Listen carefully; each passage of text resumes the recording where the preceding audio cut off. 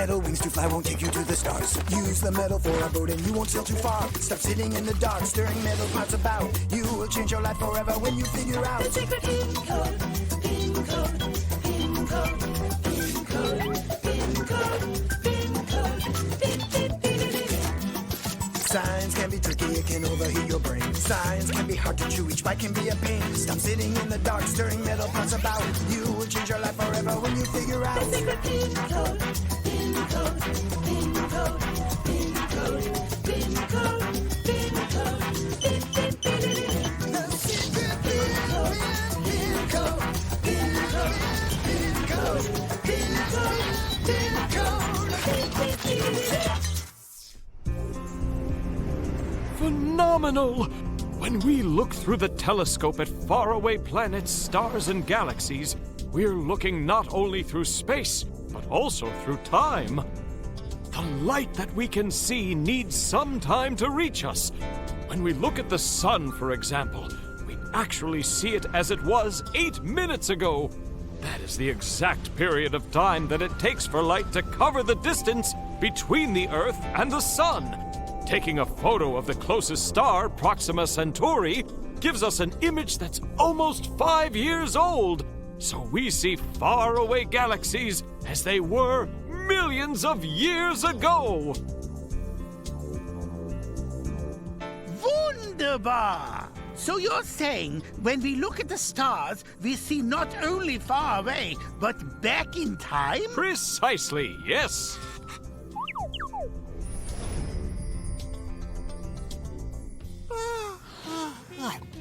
Space is just really boring. But Crash, you're the one who wanted to come. You're right, I did. But I was thinking we'd meet cool aliens and stuff. Have battles with guns that say pew, but there's nothing out here. Nothing but empty space and twinkling stars. And we could see that stuff from Earth. Daco thinks that we're pioneers, trailblazers here at the dawn of space discoveries. That means every space experiment we do is of great value to the future. When you think about it, it's exciting. Right. That's about as exciting as math. I want some space pirates. Pretty please. Ah. Well, look at that. That'll work. Crash, are you sure this wasn't, important? I'm making it better. Colleague, please be very careful. This is a crucially vital experiment. Yeah. System ready to start.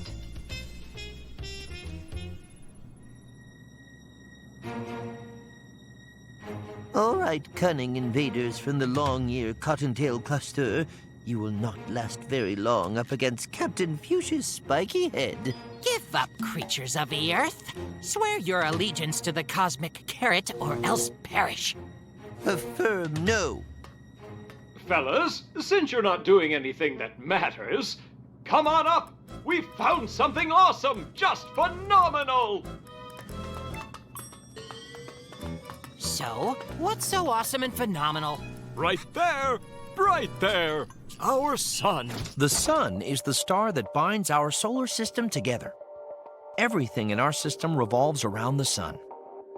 The 4 terrestrial planets, 2 gas giants, 2 ice giants, and all their satellites, and the asteroids, meteorites, comets, and space dust as well.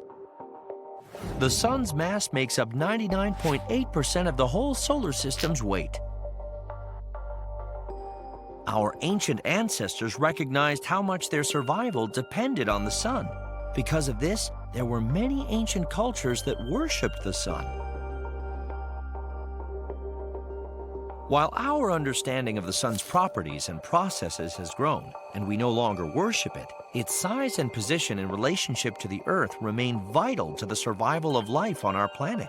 If the sun were any bigger or closer, Earth would be too hot for life to exist. And if the sun were any smaller or further away, Earth would be too cold for life to exist. While the sun is the biggest body in our solar system, in comparison to other stars in the universe, it is an average-sized star, sometimes called a yellow dwarf star. The closest star to our sun is Proxima Centauri. It's about 1/7 the size of our sun and is 4.25 light-years away. That means the light from Proxima Centauri takes 4.25 years to reach Earth. Sirius, which is 2 times heavier than our sun, is 9 light years away. And Arcturus, which is 25 times bigger than the sun, is 36 light years away. The largest nearby star is Betelgeuse. It's 1,000 times larger than the sun and is 500 light years away. Our sun is about 150 million kilometers from the Earth, or about 8 light minutes away. Today we know a lot about the sun, and scientists are always searching for more knowledge. We know the age of the sun, its radius and weight, though visiting the sun ourselves is still a long ways off.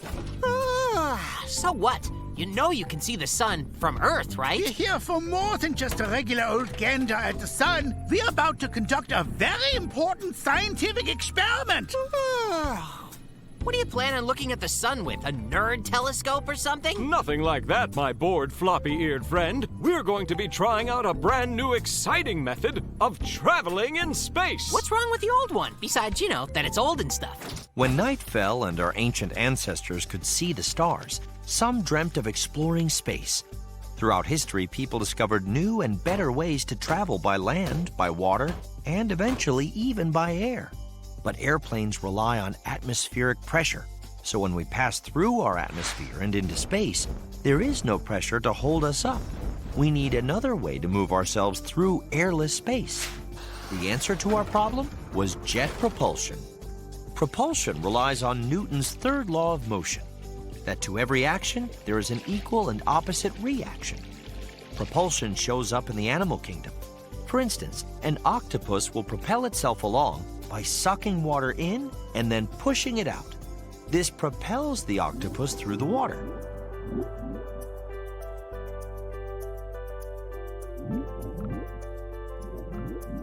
Another example of propulsion is the motion of a boat when a person pushes off of it to jump in the water. The boat reacts to the pressure of the jump and moves away from it. Motion occurs in space because the rocket uses an expulsion of fuel to push itself forward. No air is necessary because the rocket is responding to the opposite pressure of the fuel. A rocket must have enough energy to escape the Earth's gravity. At liftoff, the rocket's thrust is created by solid rocket boosters pushing upwards. Russian scientist and physics teacher Konstantin Eduardovich Tsiolkovsky played a key role in the development of jet propulsion by suggesting multi-stage rockets. Multi-stage rockets drop off sections of the rocket as the propellant is used up. This decreases the mass of the rocket, making it easier for the next propellant to push the rocket even further. Groovy as jet propulsion may be, it has one very serious drawback. What drawback? Look at it! It's awesome! To get very far using a jet engine, you'd have to carry way too much fuel. But how do you fly once your fuel supply runs out? Well, we might run across something that can give us a little push. For example, the sun. For real? Holy carrots, how is that?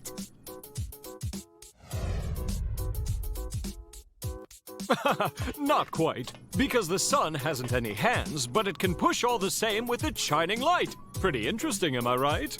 Light puts pressure on the items that it hits. Only a little pressure, and yet, out here far away from gravity, that tiny pressure just might help us. Peter Lebedev, a Russian scientist, was the first to measure the pressure of light on a solid body.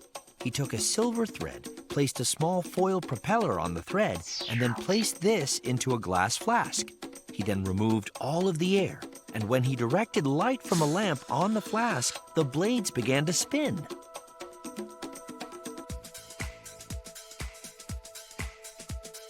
Almost 400 years ago, German scientist Johannes Kepler suggested that a solar sail might be used for traveling through space one day. Different space agencies are now planning and building some spacecraft with limited solar sails. But to explore interstellar space, we would need to build sails that are many kilometers across. But of course, then they didn't have the technology for the creation of the large-sized cloth solar sails required, and so the concept was put on hold until a more advanced And era. that era is today. We have been able to fabricate a solar sail prototype with the required size and properties.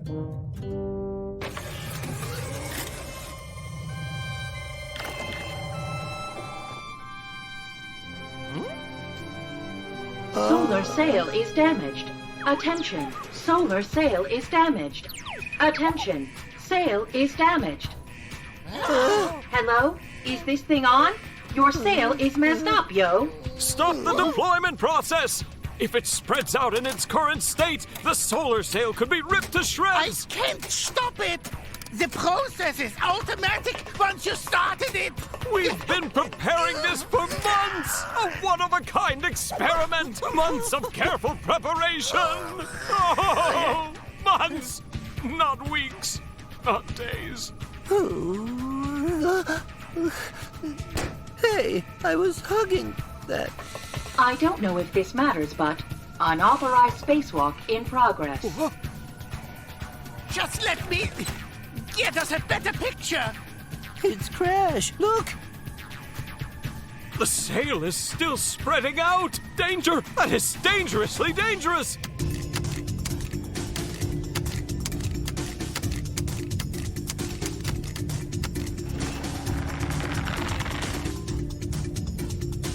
Solar sail 75% deployed. I find this very stressful!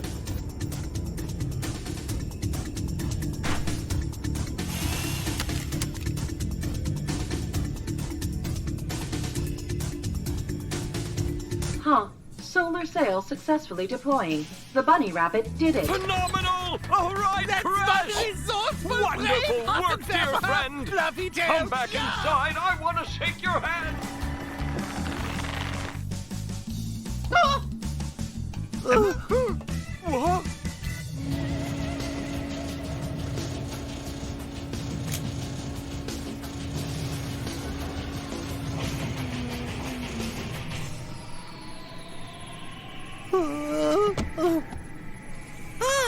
This looks like a job for jet propulsion.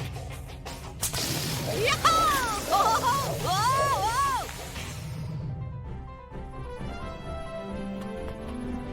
whoa! Solar sail completely deployed. We are sailing on the solar wind.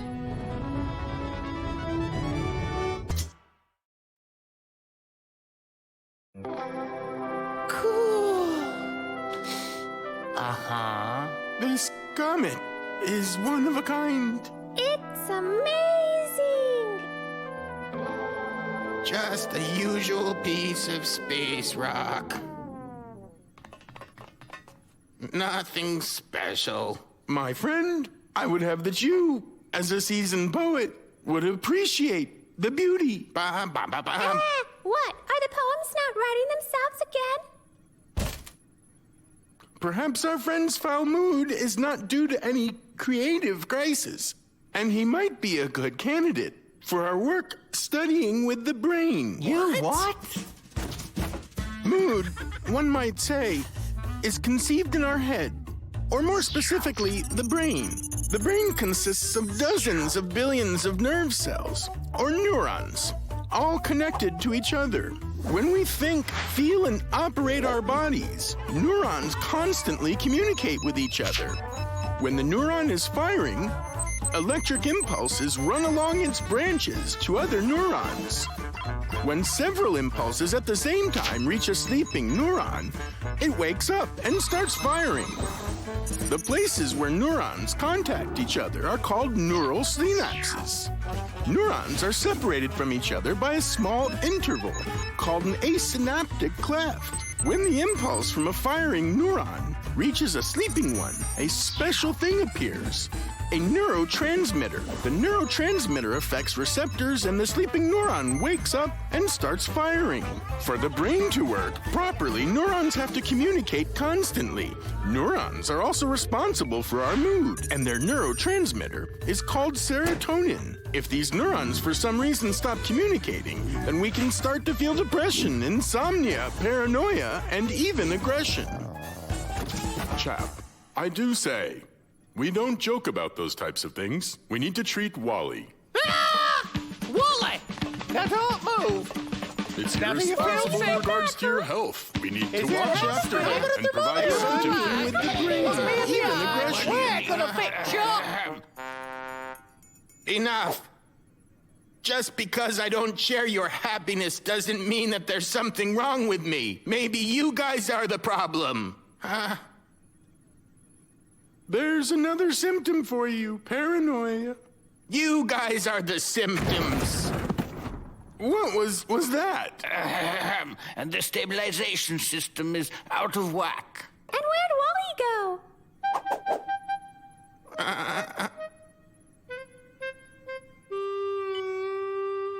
The trauma isn't fatal. Just a minor injury. Nothing serious. Wally, you'll get better. Hi.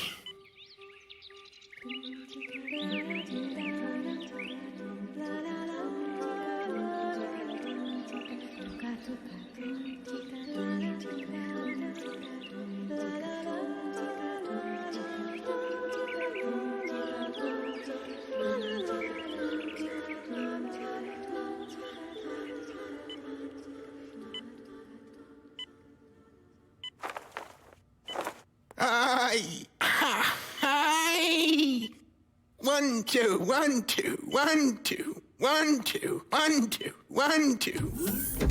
I'm great.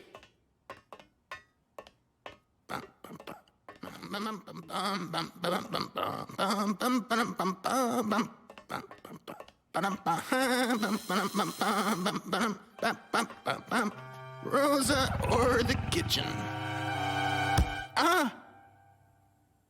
Oh. Hi, Crash.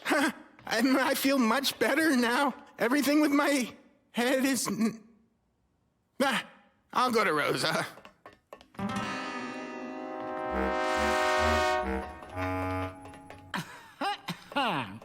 Hello. I'm completely healthy. Congratulations.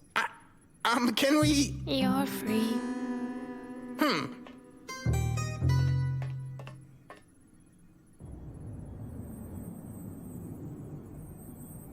Something about this comet. I can't shake the feeling that there's something wrong here. There's something wrong here everywhere. I'll be darned. Hey! Everything's okay with me. And with my head. Congratulations. He's smiling still. Everything's all right with him. What's up with them? What's going off? Olga! And I am... completely okay.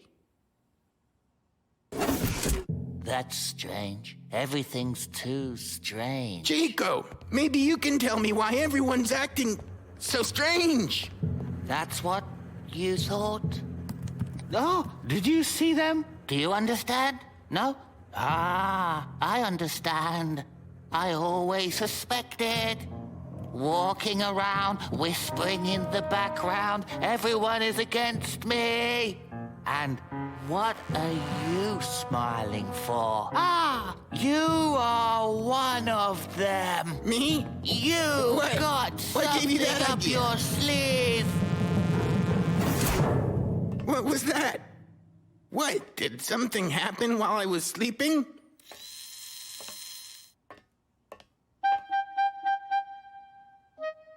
Aha!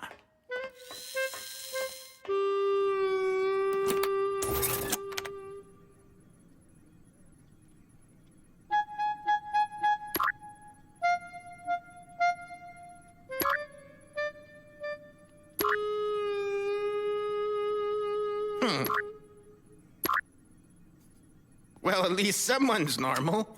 Pin, base here, come in, over. What do you need? I'm glad that at least you're okay. Working as always. By the way, what are you doing? Dismantling the sphere jet. What for? I'm tired of its stupid piece of metal breaks all the time. But we'll all die. Well, I have a spacesuit.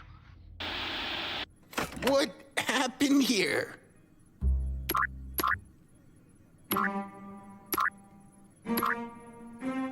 What? Well, let's have a look. Doko.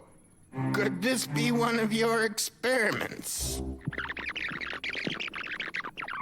I I'm convinced that the success of space travel depends on teamwork and the crew's positive attitude. Why do mood neurons sometimes stop communicating? Let's imagine that our brain is a computer. Sometimes, due to large tasks, the computer freezes up. It's no use knocking my risk-taking friend. The computer needs to reload. The brain has a reset button too. It's called Zone 25. From time to time, it reloads our brain so we don't get frozen up in a bad mood for too long. But sometimes Zone 25 stops working itself. Then the neurons stop communicating and depression begins. Unfortunately, we can't always control our emotions. This case with Wally has clearly shown that. I used Spheroscope, and after having examined the future, I created an injection which will make Zone 25 not only invincible, but will also force mood neurons to communicate more effectively. I call it Friendtonin. It will help us to be friendly and, dare I say, very happy. But in order to make sure it works, I need to first block serotonin so that I become, gloomy and unfriendly. My friend, fix your stabilizing system. It's impossible to work. I've already fixed it!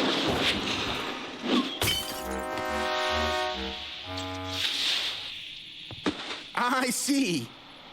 I have blocked serotonin, and everyone else inhaled it through the ventilation. But how come it didn't affect me? Because you were in the infirmary. The air is filtered there. Hi. Oh, look at the comet over there. Well, look, he's still all smiles. I'll be darned. He's figuring something out. Our friend just likes to be very special. But no big deal. We'll heal him. You'll be like everybody else. Crash.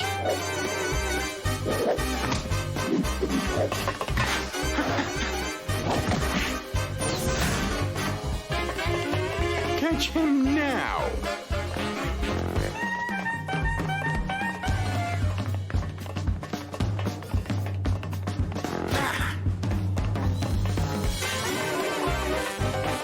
The subjects in 3D.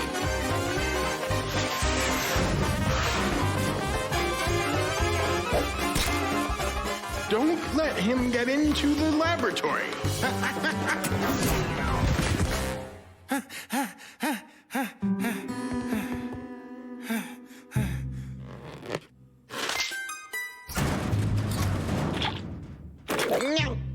Is the suit a little tight? Oh, my dire... Oops.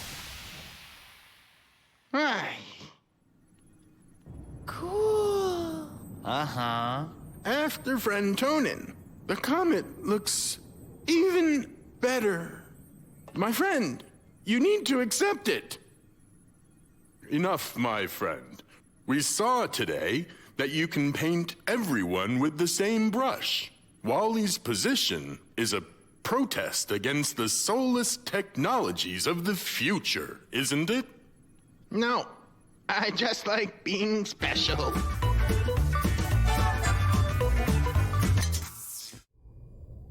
Happy birthday to you. Happy birthday to you. Happy birthday, dear Rosa. Happy birthday to you. Now it's time to, set off the fireworks, right? Fireworks, fireworks, fireworks.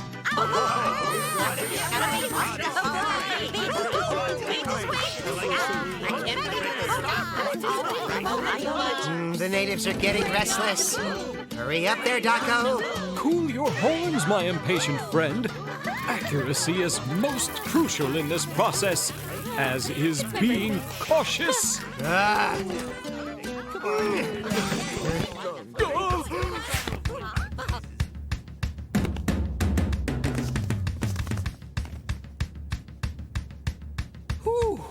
Be careful with these things, Wally, please. They can very easily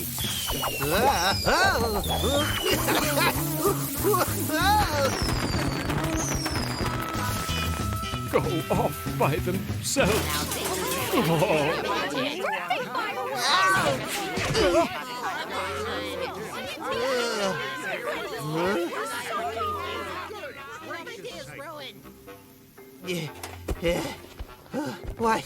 What have we done? Please say you can invent more fireworks. Well, first, this was not remotely my fault. And then second, where can I find more firework ingredients? We're flying through space! This is bad. Although... Yeah.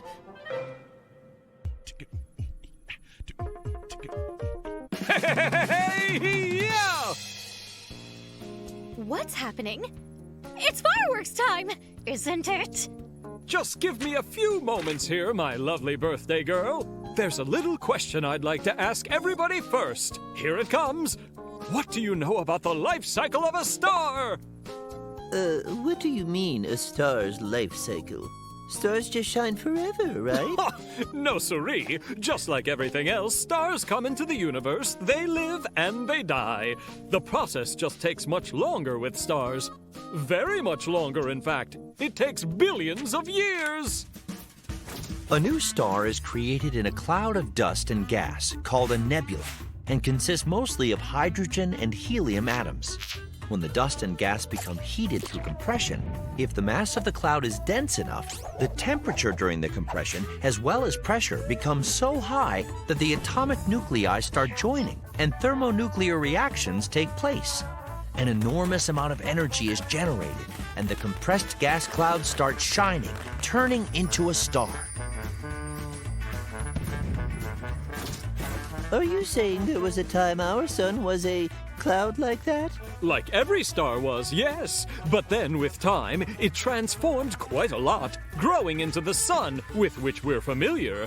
Thousands of years later, planets gradually formed around the sun.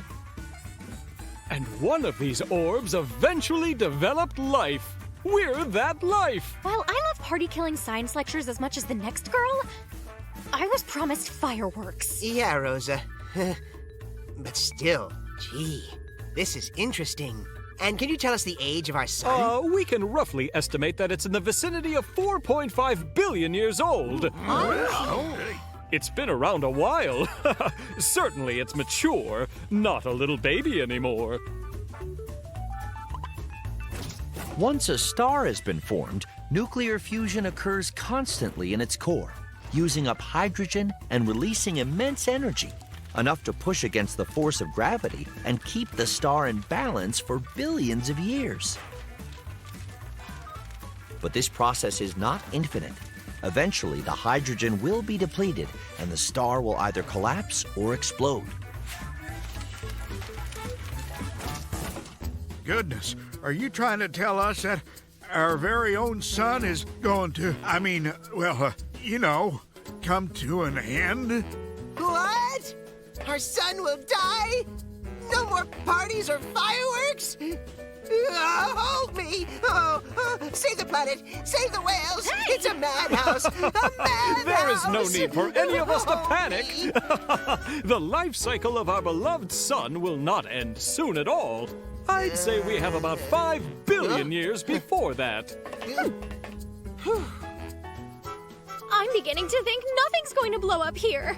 Are you telling me my birthday isn't worth fire in the sky? Have patience, our dear porcine guest of honor. Something far better than fireworks is on the way. Yeah, lots better, yeah. It is, right?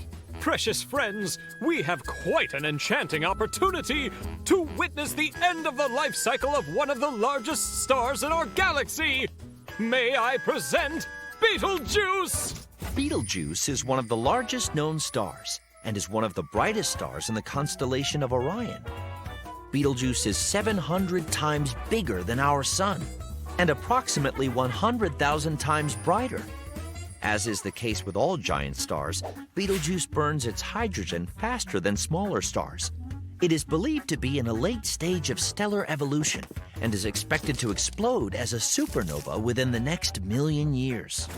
And what happens to stars when they get to the end of their cycle? Hey, I know! They fall right out of the sky! If you see one falling, you can wish on it and stuff. But they're not as pretty as fireworks are! You're wrong there. The final act in the life of a star is an awesome spectacle, better than the best fireworks display ever! We've come to the stellar neighborhood of Betelgeuse to view this breathtaking cosmic wonder! Should we get closer? I can't see it! Just a bunch of regular old stars. So what? If we move closer to the star, is the ship going to melt or something? I'm melting. This vessel is capable of withstanding ridiculously high temperatures. There is no need to move closer, trust me. From this position, everyone will see everything clearly.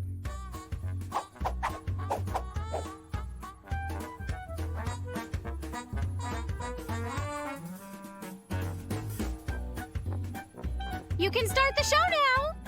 Preferably while it's still my birthday. Frankly speaking, it should have already started, according to all my calculations. I don't understand it. Sorry, let me just calculate all of it again.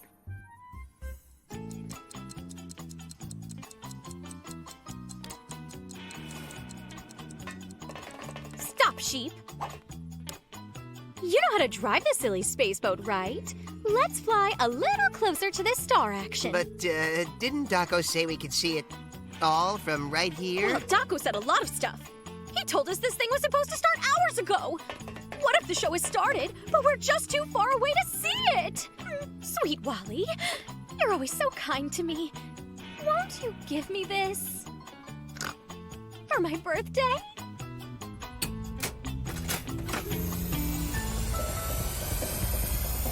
Closer! Come on, fly closer! Oh, this is awesome! It's my birthday! Yeah! It is better than fireworks!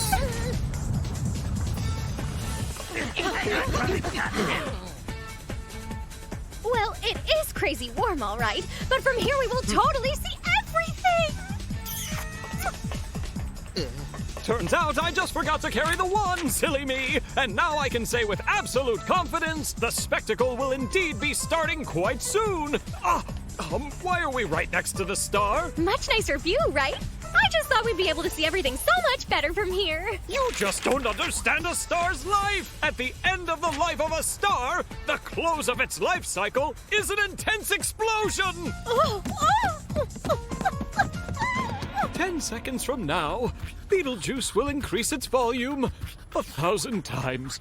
When there is no hydrogen left in the center of the star, fusion stops, and the star begins its collapse. This leads to intense pressure and heat, which in turn will lead to an explosion. Exploding stars become much bigger and brighter for a time. Sometimes the explosion of a star is the only time it is visible to us here on Earth. Exploding stars are called supernova. Betelgeuse may become a supernova sometime soon, although nobody can say exactly when it will happen. It's more likely that the flash of that supernova will be seen by a future generation. Perhaps they will see a second sun in the sky.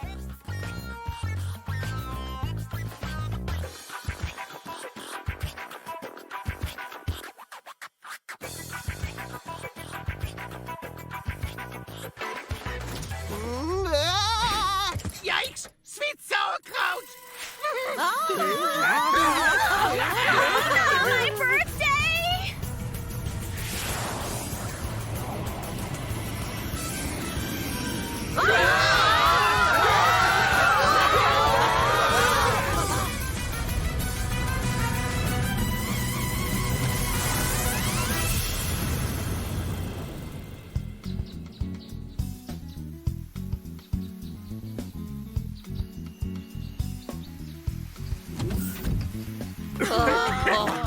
That was not fun. I'm getting way too old for this stuff. Dumb star.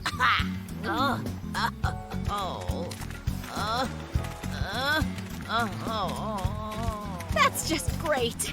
I was way too scared to even look at the explosion. All I wanted were some dumb fireworks for my birthday!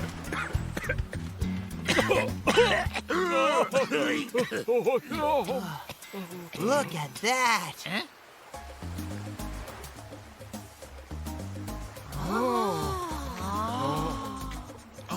Of course. So, Beetlejuice has grown so much it's nearer the Earth. In fact, it seems it's shining bright enough now it's able to give our sun a little friendly competition. Isn't it just beautiful? It's the best birthday in the history of forever. Forget silly old fireworks. I got a whole new star! So what is it that you all find out in this daggum space, huh? Romance? Adventure? What kind of romance is there out here, for the love of Pete? We're muddling about in this emptiness like a teaspoon in a glass. As if we solved all the problems on Earth, huh? As if it were better to cultivate new ground or something. How, pardon me, old-fashioned of you. Our universe is amazing and beautiful, and our Earth is merely a cradle out of which mankind should have long ago climbed out of. Earth isn't a cradle. It's a home. A home which protects us from all the universe's dangers. Space is a real hotbed of various cruel and dangerous things. Let's take the sun, for example. It's thousands of degrees. It wouldn't pry us up and not even notice. And that's not even the brightest star in the universe. And then there's nasty things in space like space radiation. Streams of particles from stars and other radioactive gunk. We can't even see it, and it might be getting a lethal dose. I'm not even mentioning meteorites and comets darting around the universe here and there. But the Earth protects us from all these troubles with an atmosphere and a magnetic field. The atmosphere keeps the sun from frying us up, while keeping the warmth in so we don't freeze at night. Comets and meteorites can't even get to us because they burn up in our atmosphere like nothing doing. And the magnetic field protects us from space radiation. And most importantly, the Earth has air. In space, it's just a vacuum with nothing but misfortune. We're strangers out here in space, you understand? And strangers we will always be. I think I know what's making you so upset, my negative friend. It's that you've never been out in open space. What's there that I haven't seen already? If you spend all the time, as you say, muddling about inside the sphere jet, then you can't truly judge the universe's true beauty. Spacesuit mode on. Let's go outside right now, shall we? And you'll see just how fantastic open space really is. I don't want to. That is, I have plenty to do inside the sphere jet. And anyways, I don't have any time. I've been sitting here too long already.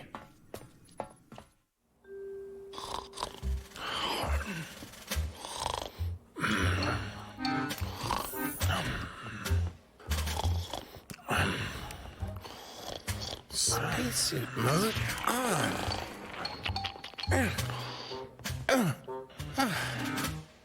I've got an idea. Computer, turn off artificial gravity. Gravity is turned off. Quiet, you're waking up.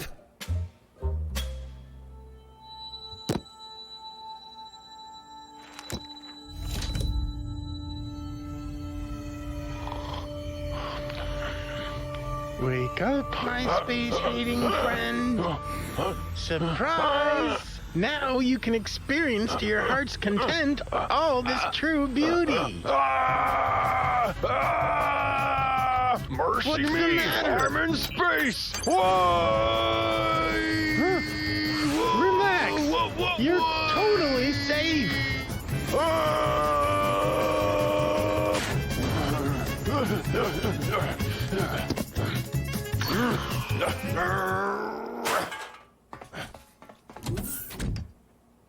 I didn't know that you had a phobia about space.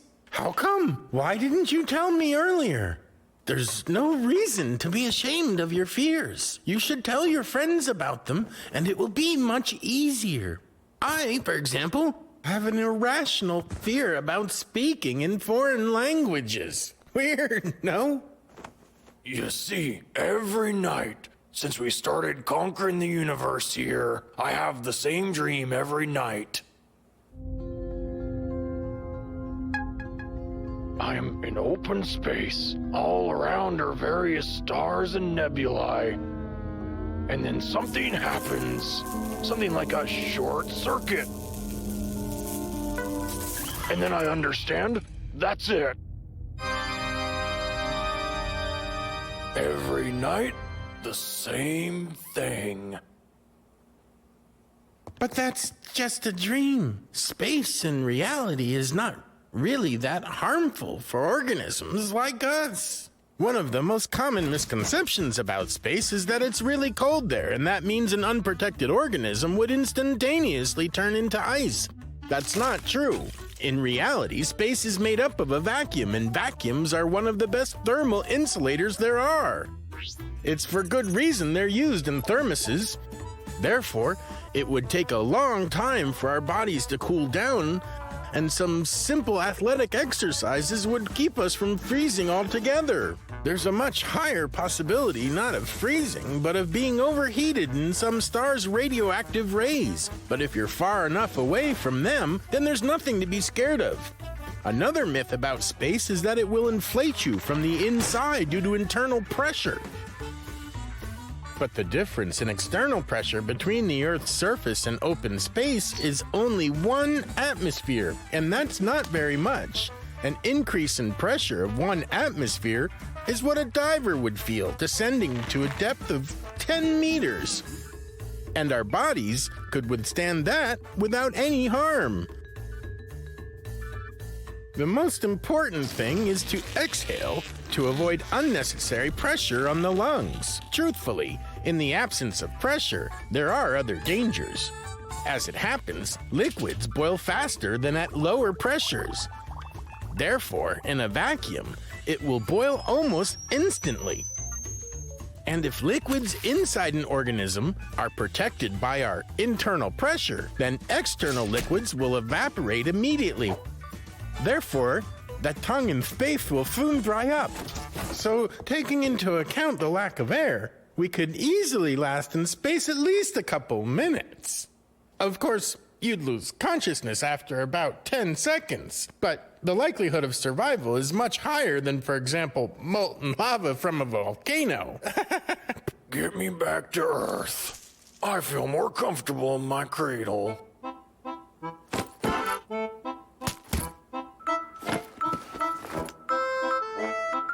Well, let's take a break. Before we go, then.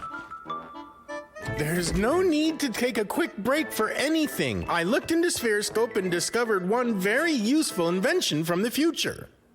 It's called Antiphobe. 1 injection of this and you'll be rid of all your phobias and fears. Uh-huh. Along with your life, too. No, not at all. There's no threat to your health whatsoever.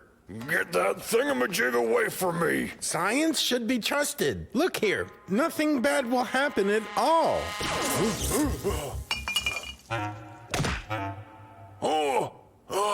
Daco. Are you okay? Parlez-vous français? Sprechen Sie Deutsch? Kazakh nie siedzi? Hola, mi llamo Daco. ¿Cómo estás? Daco, where are you going? Mon crayon est grand et jaune. Voulez-vous coucher avec moi ce soir? Hey, where are you going? Voglio un pizza pepperoni. Добро пожаловать в Москву. Wait, will you please give it Je ne a rest? comprends pas, je vais bien. Ja, das ist fantastisch.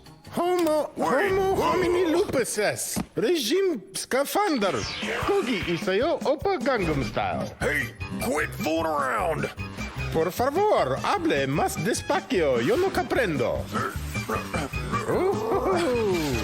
Oh.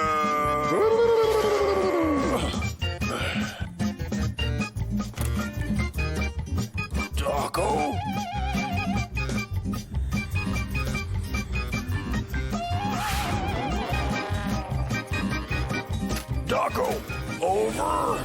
Come back here immediately. Jerefe, Kitos. Computer, bring him back immediately. Incorrect request. Spherejet is not equipped with external tools. Non parlo molto bene italiano. Ripeta, per favore, arrivederci. And where did you go, you linguistic disaster? Surprise! Attention. Danger. Spacesuit is depressurizing. Return to ship immediately. Attention. Daco! Spacesuit mode Attention, on! danger. What the heck is this? Okay, I'm coming! Return to ship already. Immediately. Hold on! Attention, danger. Dang you.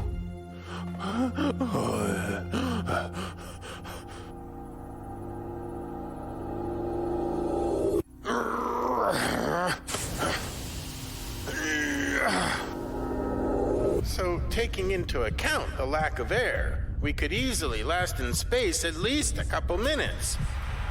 Of course, you'd lose consciousness after about 10 seconds, but the likelihood of survival is much higher than, for example, molten lava from a volcano.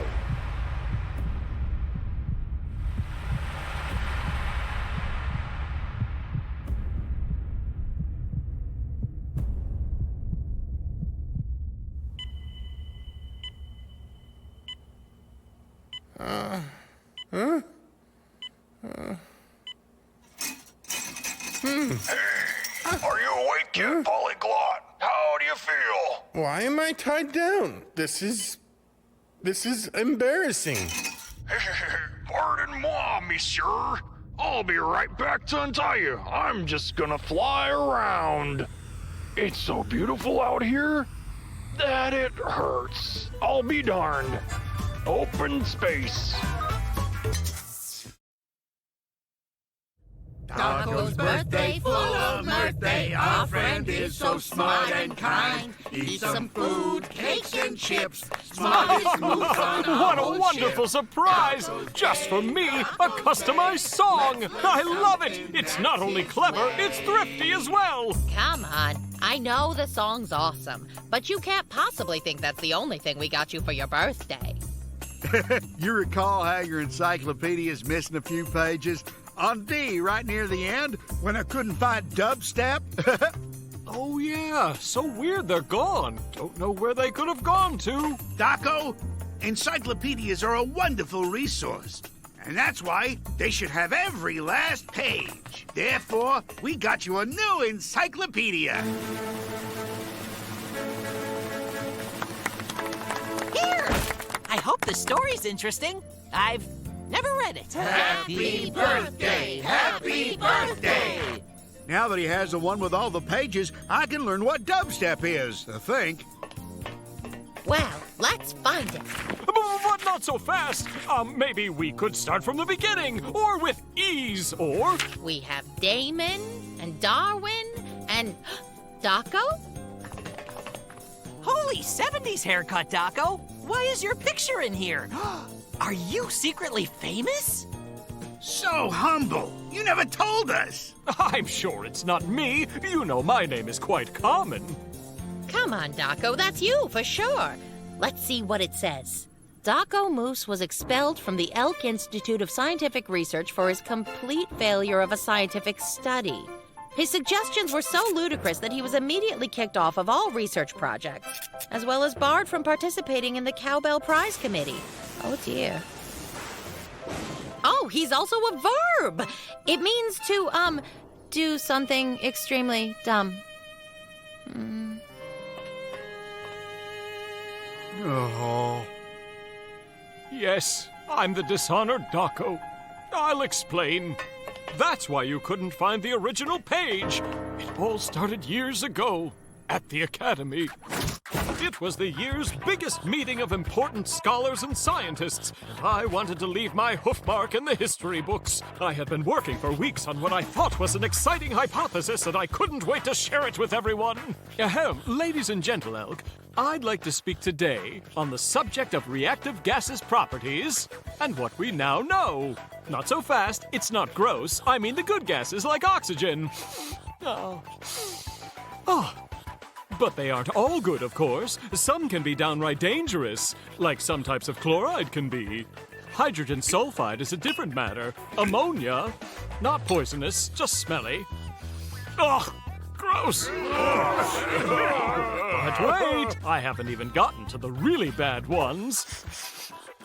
We get it. Can you get to your point? I'm pretty sure we all know how gases work. Right. Moving on. The reason I'm here today is to talk about my discovery. I've discovered some gases that have no reaction at all. None whatsoever. I know it's strange, but they really do exist. These gases have no smell or color, so it was hard to find out they existed, and their atoms don't connect with other atoms in any way. They act as if they're high class, which is why I've decided to call them noble gases. What a stupid name that is for a stupid substance. More like boring gas. Boring is a matter of opinion, I think. But these are amazing! And I've discovered a total of 6 noble gases so far. They are helium, neon, argon, krypton, xenon, and radon. You might be wondering, why don't these gases have any reactions? It's because of the actions of their atoms, and specifically their electrons. Electrons orbit a nucleus. If other atoms come along, they can form a molecule with the first atom. Then they share electrons. The electrons start sharing their orbits, and thus the connection is made.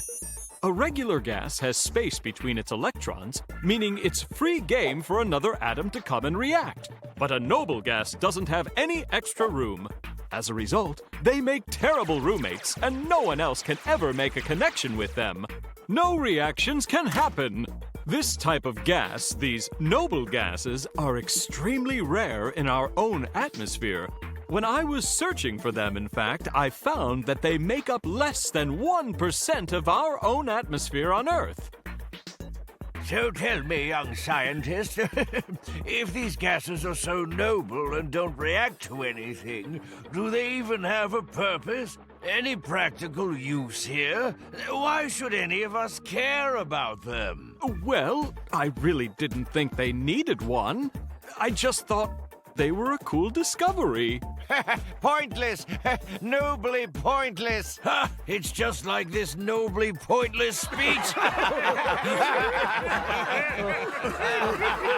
If we do research, maybe we could find, a point for the noble gas. I had always wanted to be a famous scientist, but not a laughingstock. And as you can see, I got my encyclopedia page, but it's my biggest shame. Oh. So you still don't know how they can be used? These noble gases? Surely you found some use. The most common noble gas is helium, and everyone knows how that's used for birthdays, balloons, and such. My hypothesis was called the most useless discovery of all time, and I was shamed ever since. I'm a failure. You're the farthest thing from a failure I know. Sure, you pull a Daco here and there. We know how brilliant you are. He's right, Daco. What do they know anyway? Thanks, you guys. And they sound like a bunch of boring old mooses. 'Cause who doesn't like balloons? Yeah, balloons are my favorite. Listen, that's just a bunch of hooey in that article. Here's what I'll do. I'll make that encyclopedia uncyclopedia'd. I'll show you a thing or two. I'll tear you apart. Science meanies.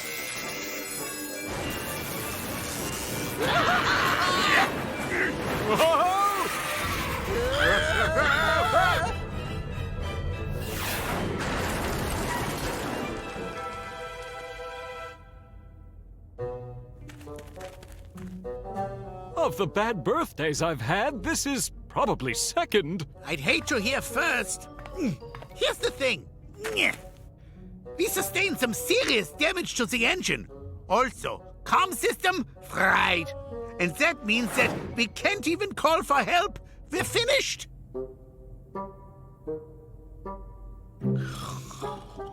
At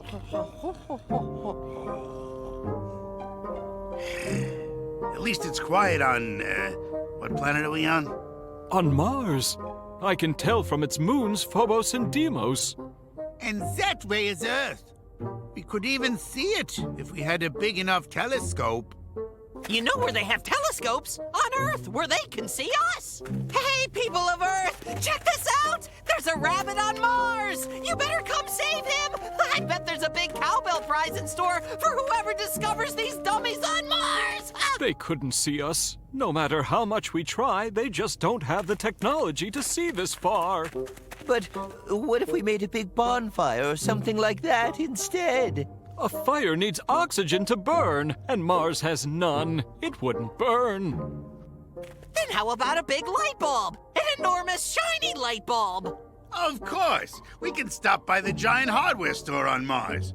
I heard they're having a sale on giant light bulbs. Perfect. There is a chance we could make a sort of gas lamp. Could be simple. No air needed.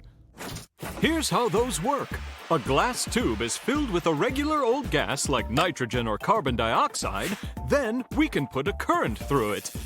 Electrons inside start to go crazy flying through the gas, and they start running into some of the other atoms. This makes the gas glow. You've got it! That type of light bulb would be much easier to put together, and it would probably consume a lot less energy. What are we waiting for? Problem is, this bulb would be fragile and break way too easily.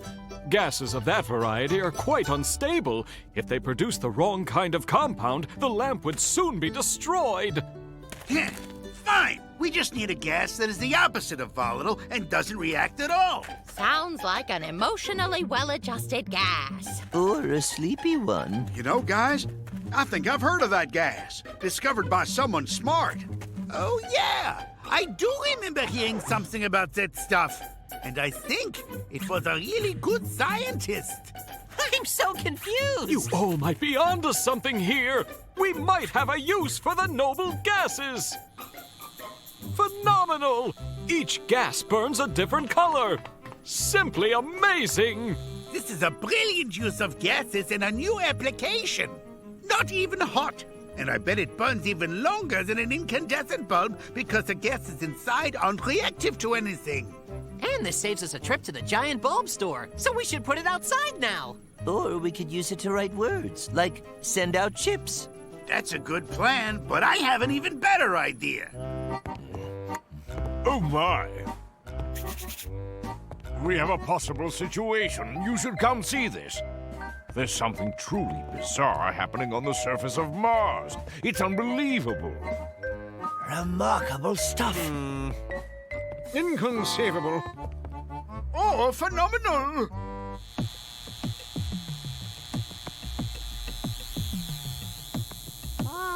What's that? Holy carrots! They found us! It looks like this is a new page in the encyclopedia that now deserves to be written.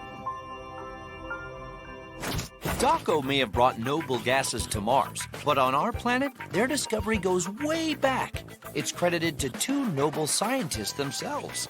Lord Rayleigh and Sir William Ramsay won the Nobel Prize in 1904 in chemistry.